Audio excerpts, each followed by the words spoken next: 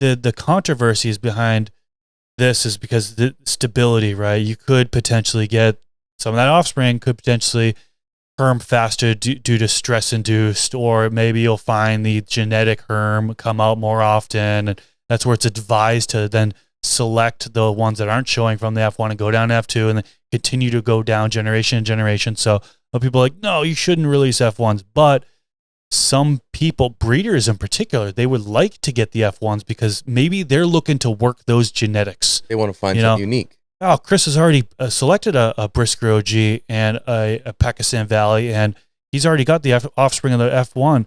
I want the narcotic effect that comes from the Pakistan Valley, and I want also the Fruity Sweet, or maybe I want something else from the.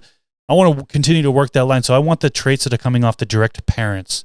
When you go down to F2, allegedly you're tapping into the geno a little bit more. We get more characters that come out from like the grandparents, for example. So those could be released if people want to tap into those genetics even further. F3s, F4s, when you move down the line, those offspring, those should mostly be more for what the breeder's looking for. What the breeder has been selecting.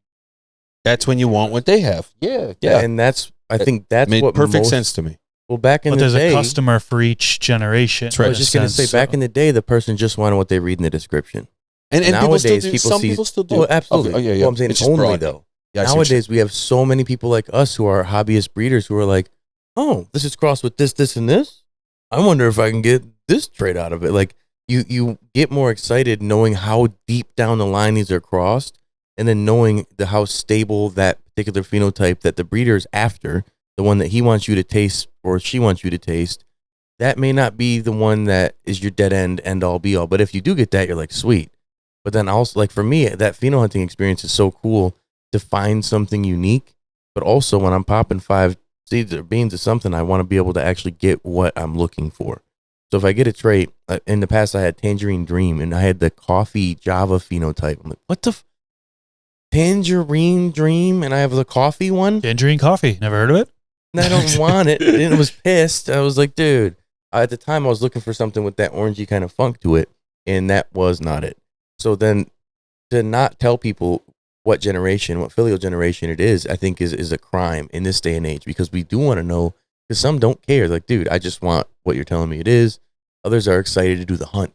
They're going to pop 100 of these. To take the journey, baby, because that's what this is all about. It is an adventure when you get into breeding, and it can go in a multitude of different directions.